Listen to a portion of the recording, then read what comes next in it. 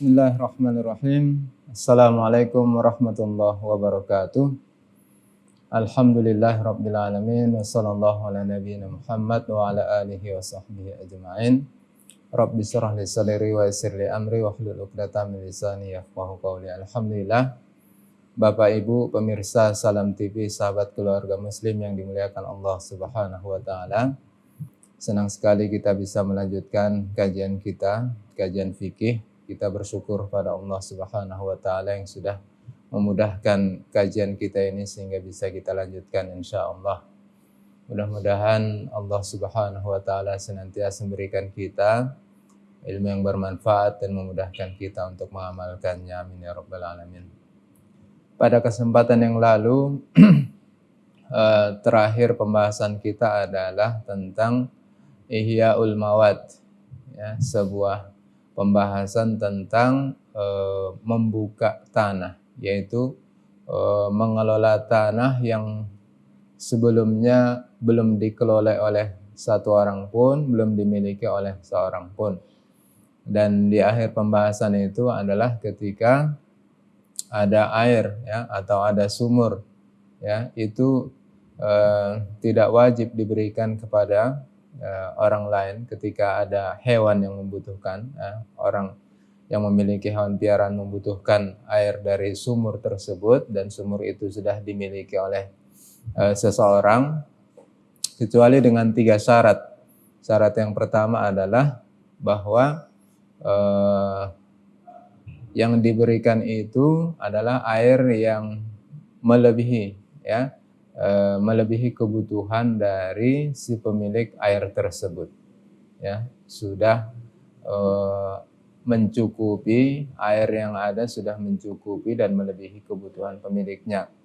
Yang kedua adalah air yang tersebut dibutuhkan oleh tetangganya, oleh orang lain dan hewan peliharaannya. Dan yang ketiga adalah bahwa dibolehkan berikan air kepada hewan piaraan orang lain itu dengan syarat adalah air yang masih ada di sumur tersebut, ya, belum dimasukkan ke dalam satu tempat atau satu bejana yang akan dimanfaatkan oleh si pemilik sumur tersebut. Itu adalah penjelasan terakhir, pembahasan terakhir dari pembahasan Ihya'ul Mawad, ya, menghidupkan tanah yang mati atau yang tidak ada pemiliknya. Kemudian sudah itu saya melanjutkan pembahasan tentang al-waqaf, ya, wakaf. Apa itu wakaf? Apa hukumnya? Apa syaratnya? Wakaf itu secara bahasa, ya, itu adalah berarti menahan, ya, menahan. Adapun secara istilah para ulama menjelaskan maksud wakaf itu adalah habsu malin muayyan qabil lin naqal yumkin al-intifa bihi ma baqa'inihi wa qat'u tasarruf fihi ala an yusraf fihi fi jihatin khairin taqarruban ila Allah ta'ala. Jadi wakaf itu adalah menahan harta, ya, menahan harta yang bisa dialihkan kepemilikannya, ditahan. Jadi tidak diperjualbelikan dan tidak diwariskan dan tidak dijadikan barang jaminan, ya. Yumkin al-intifa fihi, ya. Dan barang yang diwakafkan itu adalah barang yang bisa dimanfaatkan. Ma baqa'i ainihi, dan barang tersebut bisa kekal, tidak hilang, tidak habis dengan dimanfaatkan. Wa qat'i tasarruf fihi ala an yusraf fi jihati khairin taqarruban ila Allah. Dan dengan diwakafkan itu barang tersebut tidak bisa lagi diperjualbelikan, tidak bisa lagi diwariskan dan tidak bisa lagi dijadikan barang jaminan dan tidak bisa dihibahkan dan lain-lain. Dan wakaf itu adalah dilakukan karena mengharapkan pahala, mengharapkan ridho dari Allah Subhanahu wa taala. Jadi kalau kita melihat dalil terkait wakaf ini, dalil-dalil disyariatkan wakaf itu banyak sekali, ya. Di antaranya adalah firman Allah Subhanahu wa taala, a'udzubillahi minasyaitonir rajim, lan tanalul birra hatta tunfiqu mimma tuhibbun.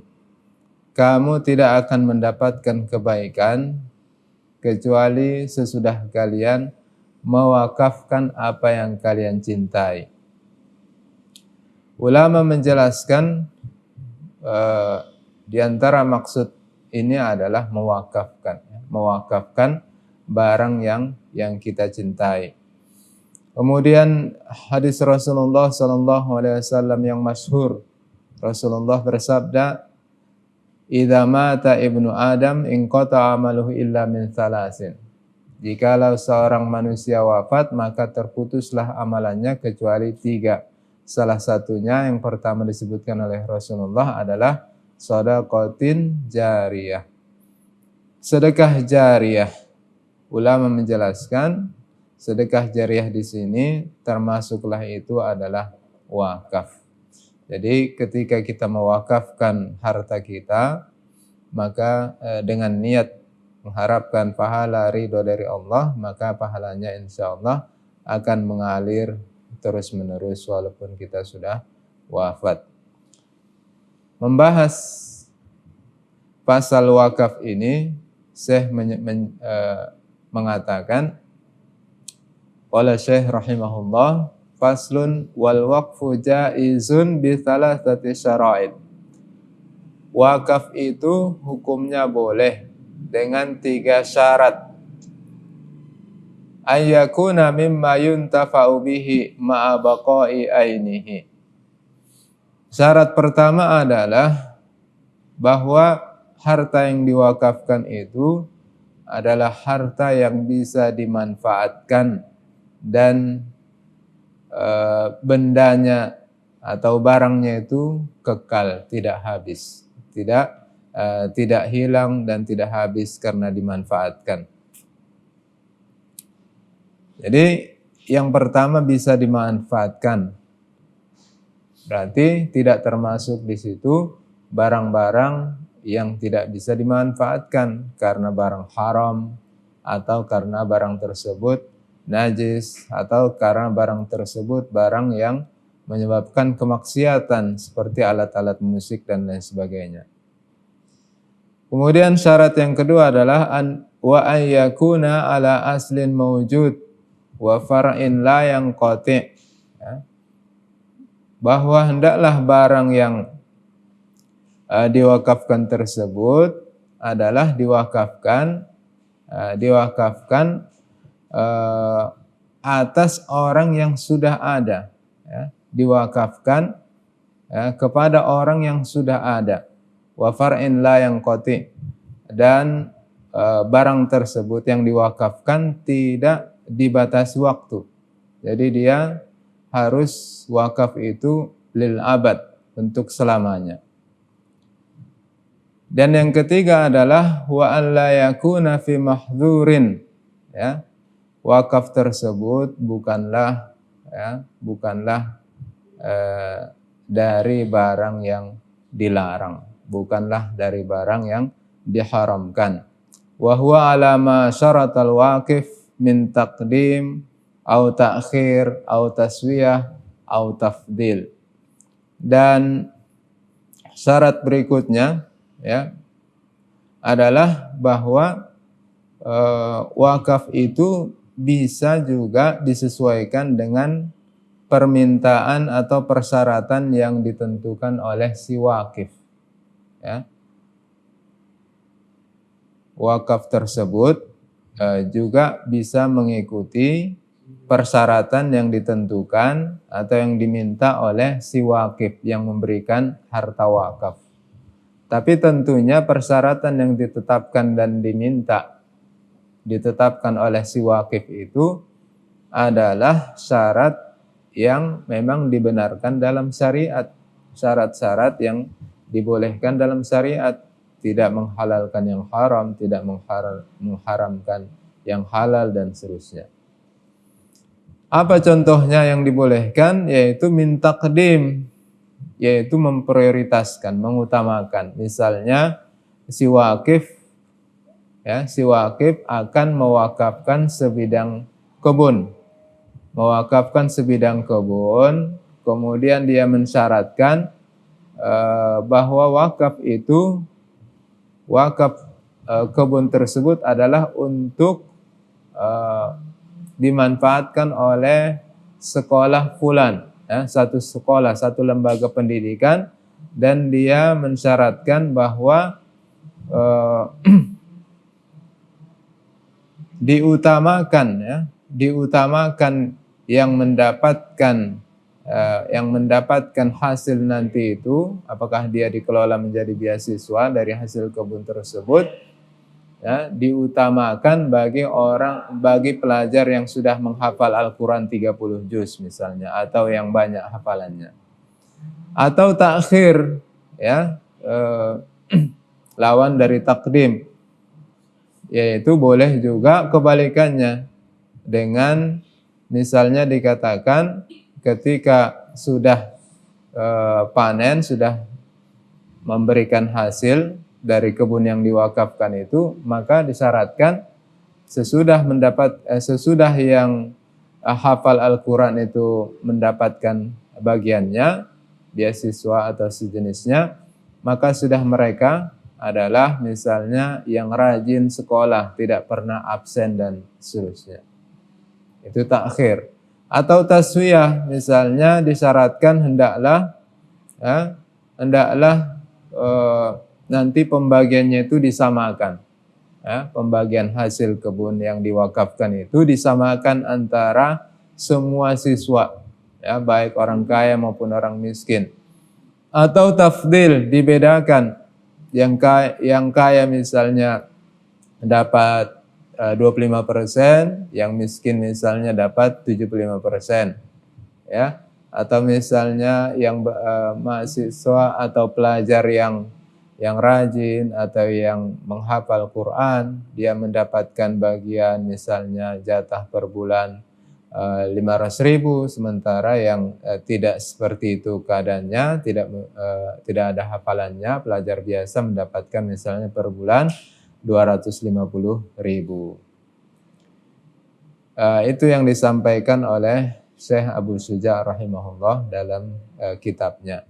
Kemudian kalau kita bahas misalnya tentang rukun dari wakaf itu, maka wakaf itu memiliki rukun. Yang pertama adalah al-waqif, orang yang mewakafkan.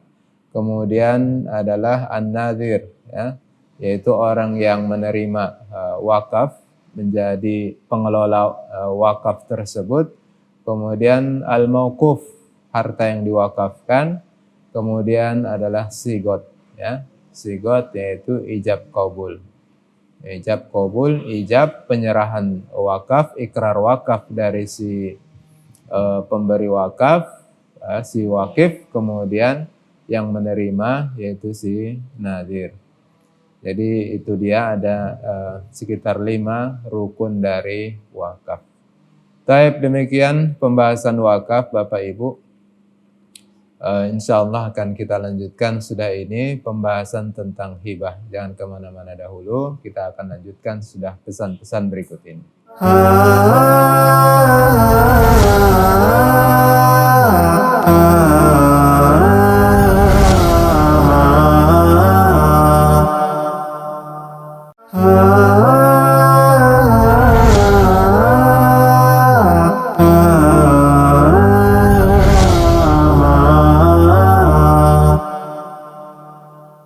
Alhamdulillah, kita lanjutkan Bapak Ibu pemirsa Salam TV yang dimuliakan Allah Subhanahu wa taala.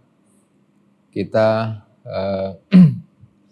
sekarang melanjutkan pembahasan kitab Matan Abi Syuja' rahimahullah. Tadi kita membahas tentang wakaf Sekarang kita bahas tentang hibah. Hibah itu adalah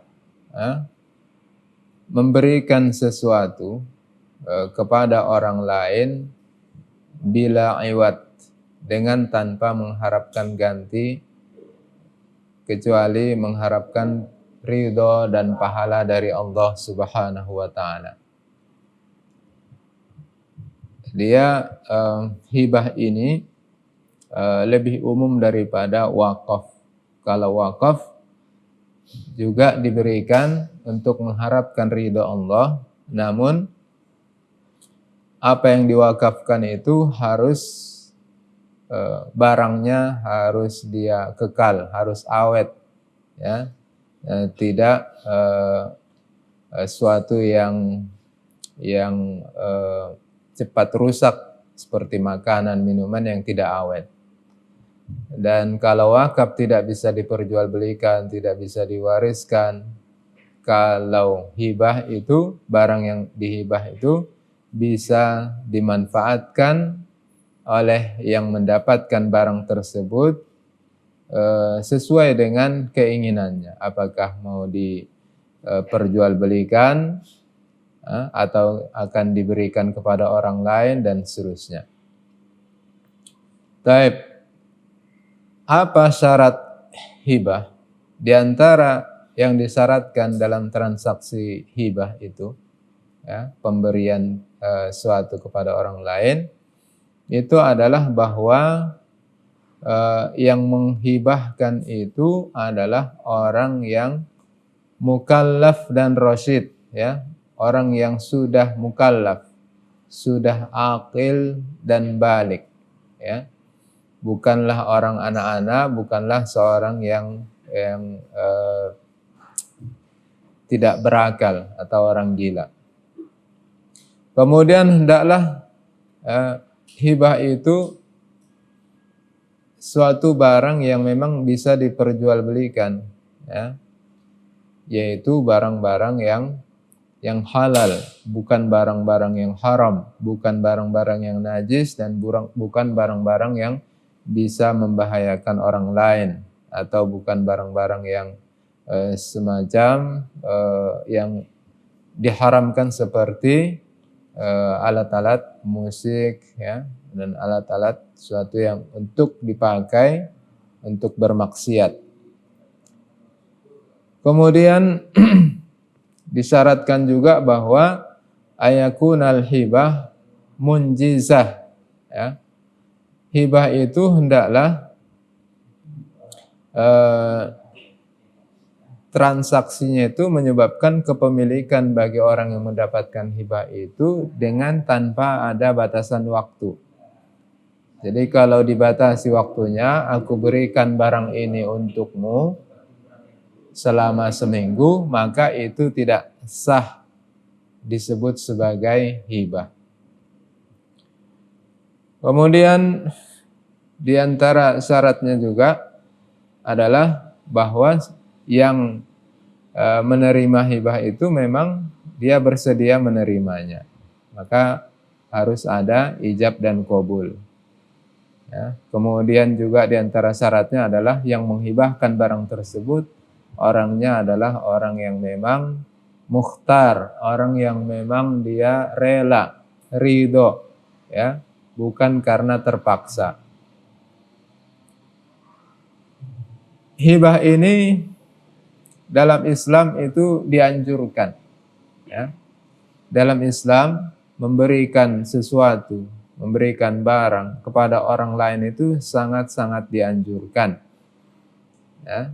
Apakah namanya sedekah, apakah dengan istilah hadiah, itu intinya adalah hibah, ya. Kita memberikan sedekah, memberikan hadiah kepada orang lain, intinya adalah itu hibah, ya, sama dengan hibah, memberi sesuatu kepada orang lain menjadi hak miliknya, ya.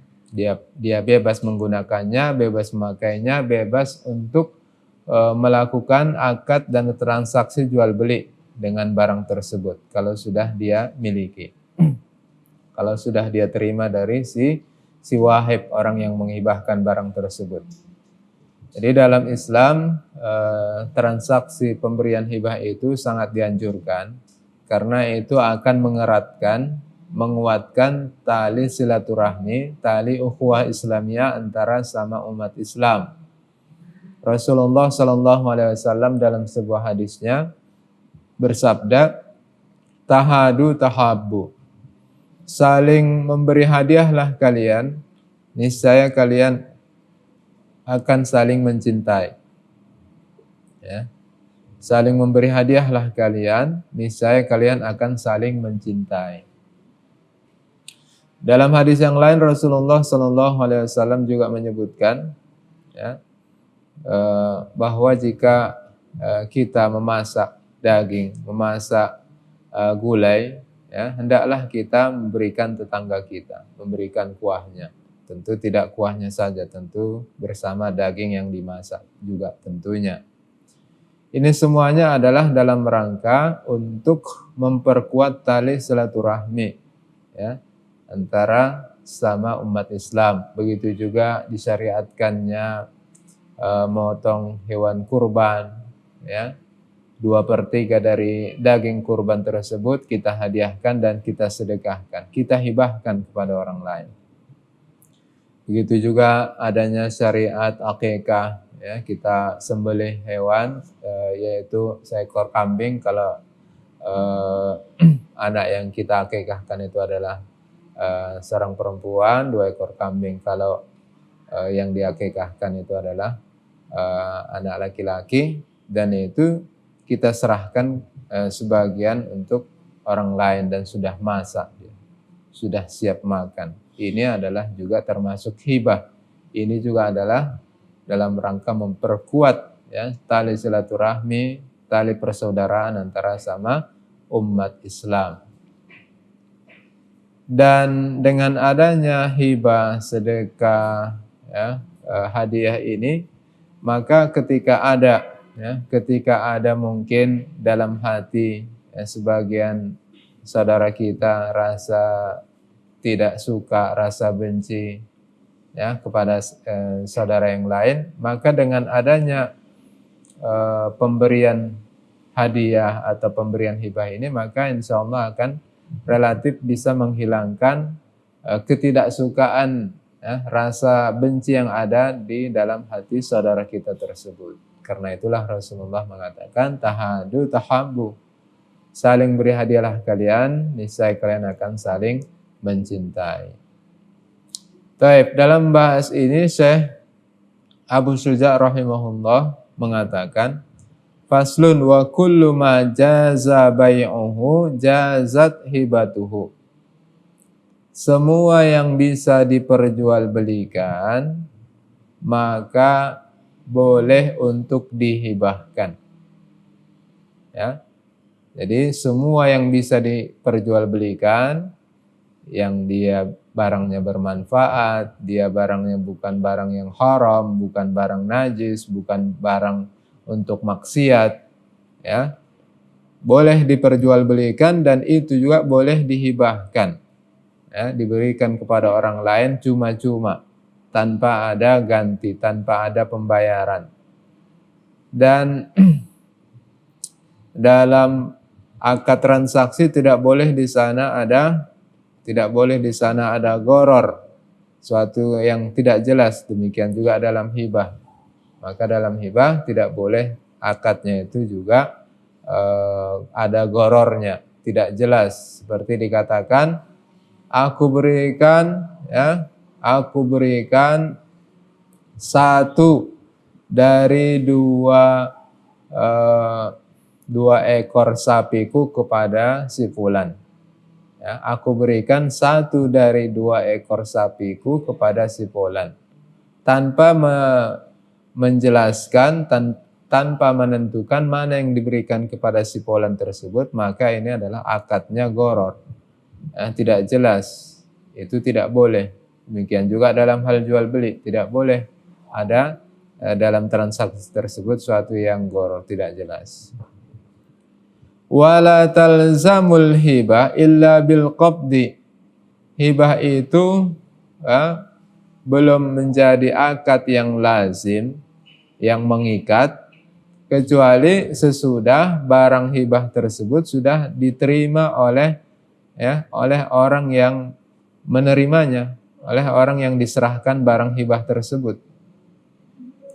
Jadi kalau belum diterima barang hibah tersebut, walaupun sudah ada transaksinya, si Ahmad mengatakan kepada si Mahmud, aku berikan sebuah rumah kepada si Mahmud, ya, hibah. Kata si Mahmud, aku terima rumah tersebut, ya. Tapi tidak ada di situ serah terima kunci, tidak ada di situ serah terima surat, ya. Maka itu belum menjadi akad yang lazim, artinya masih boleh bagi si pemberi, si wahib untuk mengurungkan niatnya, untuk membatalkan transaksi tersebut, ya. Wa idza qabadaha al-mauhub lahu lam yakun lil wahib an yarji'a fiha. Dan kalau sudah diterima oleh si penerima mauhub, ya, orang yang diserahkan barang tersebut sudah serah terima barang, maka tidak boleh bagi si wahib yang memberikan barang, tidak boleh baginya untuk membatalkan transaksi tersebut, untuk mengurungkan niatnya, padahal sudah ada transaksi, sudah ada akad dan sudah serah terima barang. Tidak boleh diminta kembali, ya. Tidak boleh meminta kembali. Kenapa tidak boleh? Karena tentu yang menerima itu akan berkecil hati, akan kecewa, ya. Tentu dalam Islam ini suatu yang tidak baik. Bisa malah menimbulkan kegaduhan, malah menimbulkan yang awalnya bagus, seharusnya itu akan mengeratkan tali persaudaraan, malah karena dibatalkan itu malah bisa menimbulkan sengketa dan perselisihan. Illa ayyakuna walidan, kecuali kalau yang memberikan itu adalah orang tua dari orang yang menerima. Misalnya Ahmad punya anak, si Abbas misalnya. Ahmad sebagai seorang bapak memiliki beberapa hektar tanah, berapa tempat. Dia katakan, Ahmad mengatakan kepada anaknya Abbas, aku berikan kepadamu tanah bapak yang ada di sebelah sana, di kampung sana. Ya, sudah diserahkan sertifikatnya, sudah diterima, tapi sudah itu dia batalkan. Itu boleh, ya, itu boleh. Kenapa? Ya karena sebenarnya anak itu dan hartanya itu adalah sebenarnya milik si bapak, ya. Anak dan harta anak itu adalah milik dari orang tua. Jadi ya, walaupun sudah diberikan, bisa saja diminta kembali. Ya, bisa saja misalnya karena orang tua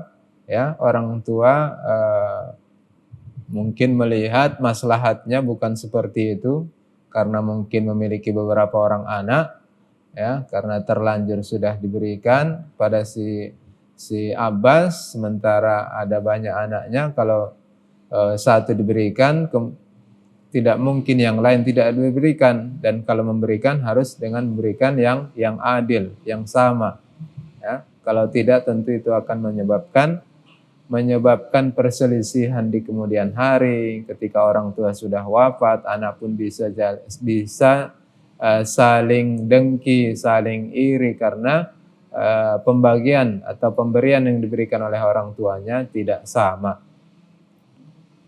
Wa idza a'mara syai'an aw arqabahu kana lil mu'ammar aw lil murqab wa li warasatihi min ba'dihi. Dan kalau yang memberi itu, si wahib yang memberikan barang tersebut, dia mengatakan, ya, barang ini untukmu, kuserahkan untukmu seumur hidupmu. Bagaimana hukumnya? Kita akan jelaskan sesudah pesan-pesan berikut ini. Ya,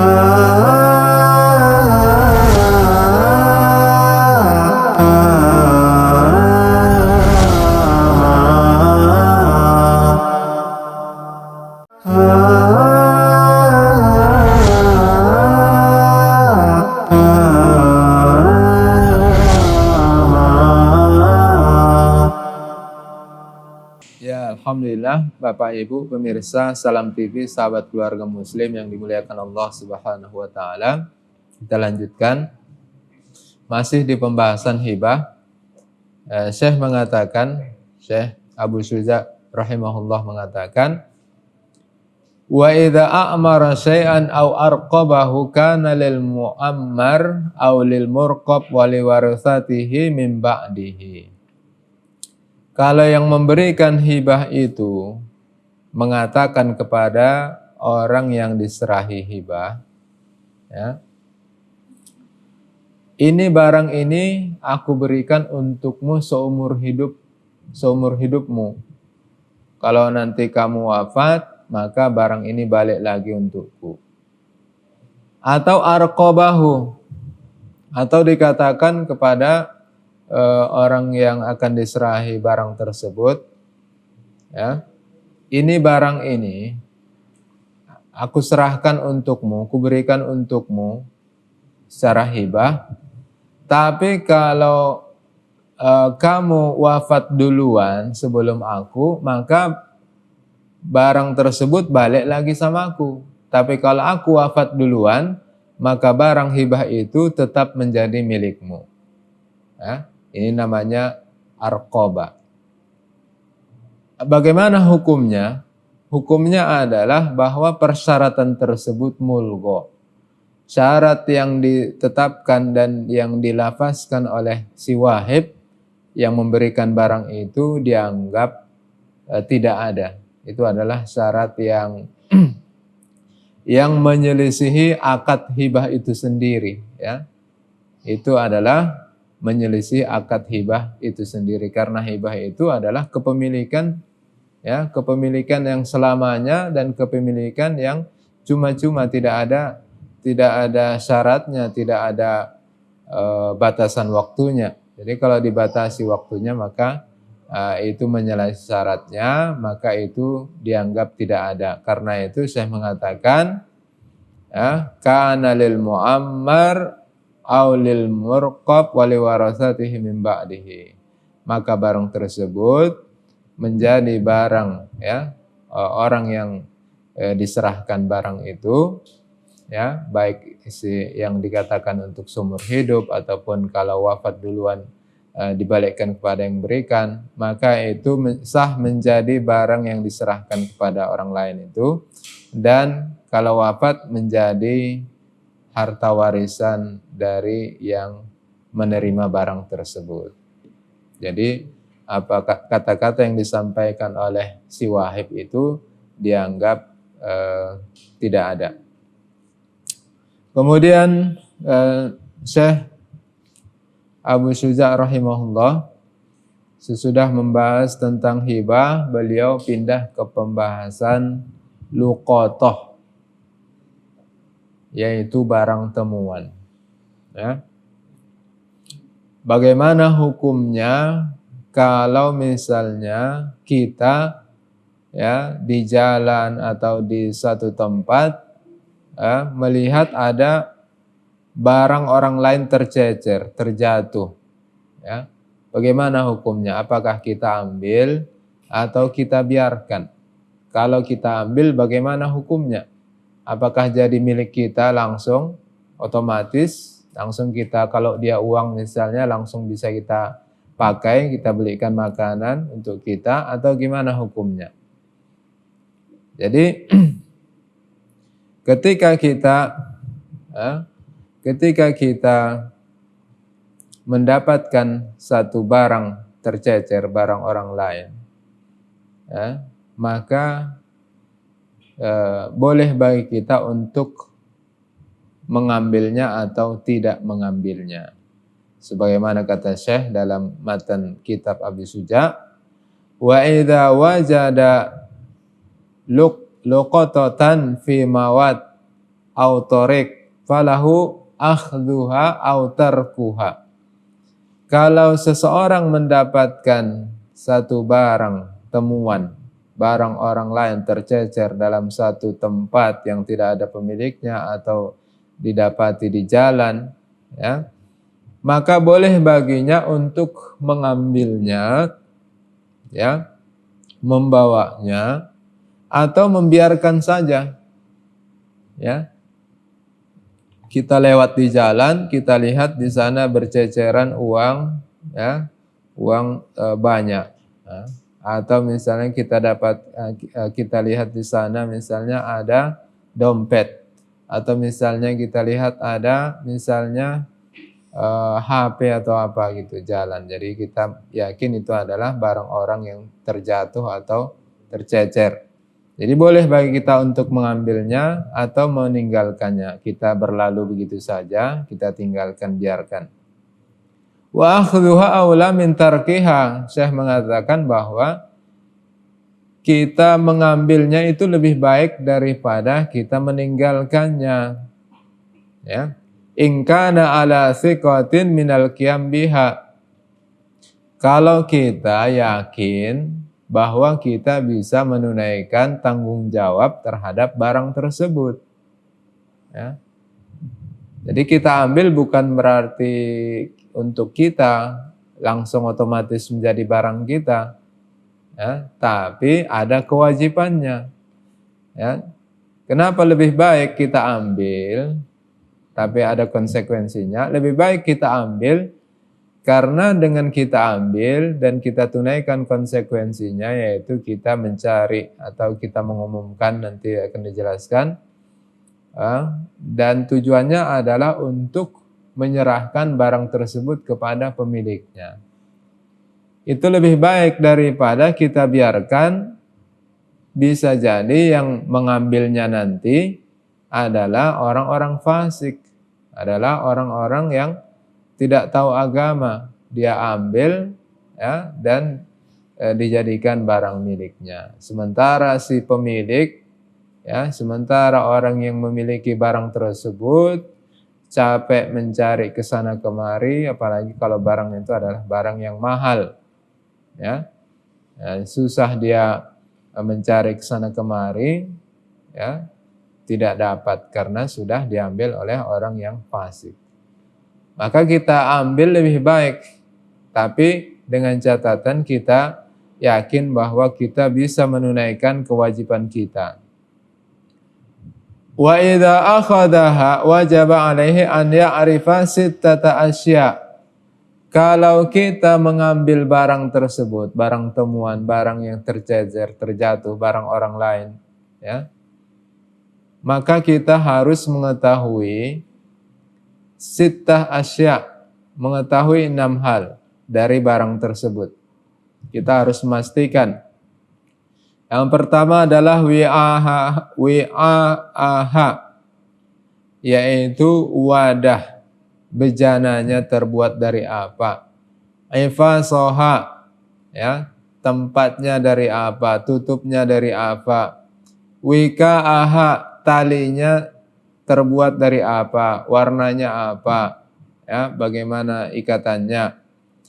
Wajin saha, jenis barangnya itu apa emas, apa perak, atau makanan, atau minuman, atau barang pecah belah, barang elektronik, apa. Ada duha, jumlahnya berapa. Jadi harus kita pastikan jumlahnya ada berapa, ya, jangan pula jadi masalah nanti, ya. Harus kita pastikan jumlahnya berapa di dalamnya itu. Apakah ada barang yang hilang, ya? Jangan sampai kita ambil, kita pula yang tertuduh mengambilnya, ya. Waznuha, beratnya berapa, ya, kalau dia adalah terkait suatu yang ditimbang, emaskah dia, perakkah dia, atau barang-barang yang dia ukurannya itu kalau diperjualbelikan itu adalah memakai ukuran timbangan. Maka hendaklah kita mengetahui dari awal beratnya, jenisnya, ukurannya, wadahnya, modelnya. Wa yahfadhuha fi hirzi mithliha.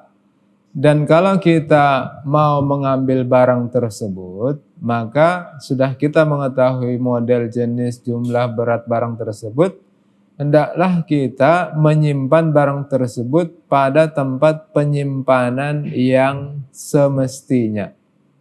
Menyimpan barang tersebut pada tempat yang seharusnya. Ya. Jangan kita menyimpan barang sembarangan. Ya, kalau kita simpan sembarangan, tidak pada tempat yang seharusnya, maka kalau hilang kita yang bertanggung jawab. Ya, kita yang bertanggung jawab untuk menggantinya, ya, atau membayar yang semisal seharga barang tersebut. Karena itu wajib kita jaga, simpan di tempat yang seharusnya. Tsumma idza arada tamallukaha arrafaha sanatan ala abwabil masajid wa fil mawdi' alladhi wajadaha fihi. Kemudian kalau orang yang mengambil barang tersebut, mengambil barang tadi yang berniat untuk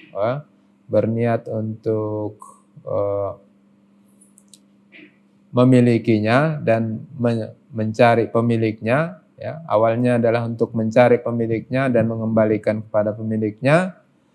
Dan kalau ada niatnya, ada keinginan untuk memiliki barang tersebut, maka hendaklah sebelum dia miliki, dia harus mengumumkan, ya, mengumumkan kepada masyarakat, ya, selama 1 tahun dia umumkan ada barang begini, ya.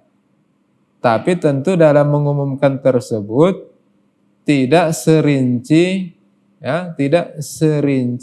barang yang ada itu. Karena kalau rinci, ya, mereknya apa bandanya, berapa jumlahnya, ya, bagaimana warnanya dan seterusnya, tentu bisa saja nanti ada orang yang mengaku-ngaku bahwa itu adalah barang miliknya. Maka mungkin saja mungkin disebutkan berapa sifat, ya. Misalnya didapati adalah sebuah dompet, ya, dompet. Jadi dia hanya sekedar menyebutkan ada dompet yang terjatuh, siapa pemiliknya. Nah, saya sudah mengambilnya.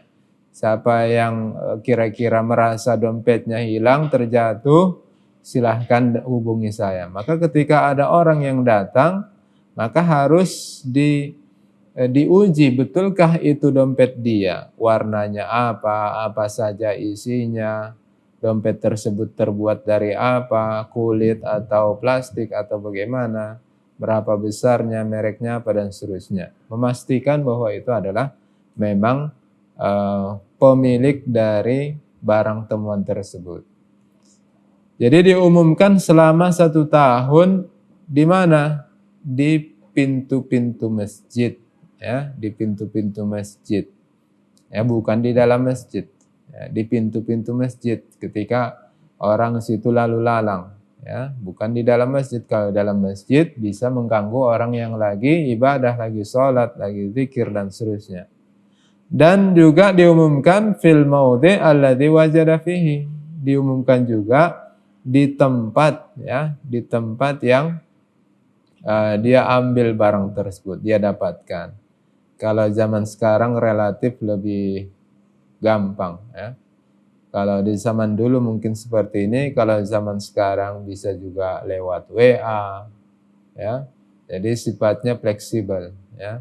Bisa lewat WA, bisa diumumkan di media-media sosial yang ada. Intinya adalah bagaimana supaya pemiliknya itu segera mengetahui bahwa barang miliknya itu ada di tangan si fulan, sehingga memudahkan pemiliknya itu untuk mendapatkan barang miliknya.